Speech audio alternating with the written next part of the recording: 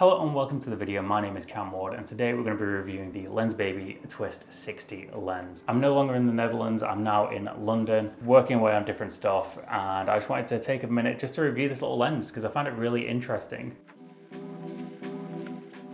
Now this is going to be a very quick, short review about this lens. Pretty budget lens, and I discovered it when I was looking for Petzval lenses. Now I've done video reviews and tested the Helios 44-2 in the past, and I found that to be a really interesting lens, and I was looking for more lenses with kind of interesting characteristics. This kind of stood out to me because I discovered this brand ages ago and I kind of saw it and kind of intrigued me a little bit because I liked what they were doing with the different lens styles, because way back you couldn't always easily get lenses with kind of different styles on them, like the Prism lens effects filter. This video isn't sponsored or anything like that. I just thought it was interesting and wanted to try it out. So the footage in this video, anything you see of this stuff is all shot on the Pocket 6K Pro, and anything kind of that looks more narrative is shot on the Ursa 12K. If you are enjoying this video, please be sure to hit like and subscribe. I'd really appreciate it. And yeah, let's get back into it. So some pros about this lens. Well, first of all, it's pretty cheap. Now it's probably not as cheap as a second-hand Helios 44-2 lens, but that being said, this is a modern lens. So you're buying this off a new company, it's a new product, so it's not as old. And with that comes a more modern, more contrasty look than the Helios lens. For some people, if that's the look you're going for, then that's great. For me, I really enjoyed using this lens in the narrative work because it offered me that interesting shape and character, but it still gave me a kind of sharp and a more contrasty look. Obviously, with this being a budget lens, there is no autofocus in there, but for me, that's not really an issue. I was using this lens intercutting with the DZO Film Vespid prime lenses, and to be honest, you can't really tell a difference aside from the outer edges and the bokeh effect. They cut fairly nicely together, but I was going for quite a stylized look, so that definitely helped in those moments.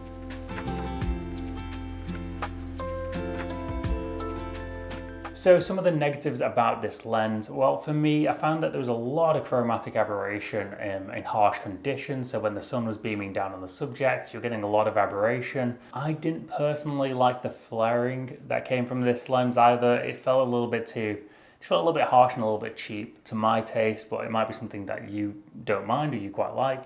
The whole product itself feels quite plastic, quite fragile. It does have a little bit of weight to it, so I think if you dropped it, you'd be fine. Yeah, it does feel cheap, and the brand as a whole feels quite amateur. I don't know, something about it just doesn't feel premium. But I would be very interested to test more of the products out, just to see how they work really, because they have a range of very interesting products, and I really like that about companies that are willing to try something different. So to achieve the kind of swirly bokeh effect, you really need to open this lens up, and it opens up all the way to 2.8. It does say 2.5 on here. Can't recall if it's kind of going to open to 2.5. Doesn't really make too much of a difference if it does or it doesn't, to be honest. Yeah, I find it a little bit tricky to achieve at times. You're kind of balancing opening up the lens and also kind of moving your position constantly to find that kind of sweet spot where everything's kind of swirled. Yeah, with this being a 60mm lens, it's a bit of an odd focal length, kind of only useful for portrait shots, because otherwise you're finding yourself moving back a lot to try and get that separation and achieve that kind of swirl on the edges.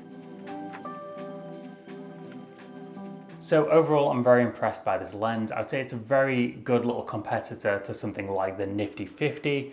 If you're kind of looking at either of those two to pick up, but you want something with a little bit more style, I'd probably recommend this one. So yeah, if you know you're going to be in a situation where you're shooting portraits and you want to give them a bit of an edge or like a bit of a more unique style, and you don't really like the vintage aspects of the Helios 44-2, then I'd probably recommend picking up this lens, to be honest. Give it a go, and it's always nice to have tools in the bag which can offer you different looks and different styles depending on the shoot.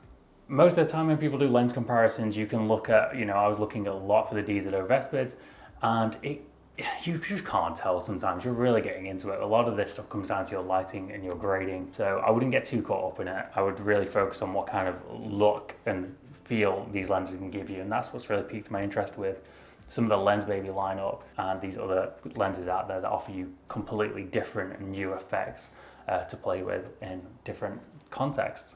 If you've got any questions or comments, or you've found any interesting lenses, please be sure to drop me a comment and let me know. I'm always up for reviewing different styles of lenses. Thank you very much for watching. If you enjoyed this video, please be sure to hit like and subscribe. You can follow more of my work on Instagram at CamWardFilm, and I'll catch you in the next one.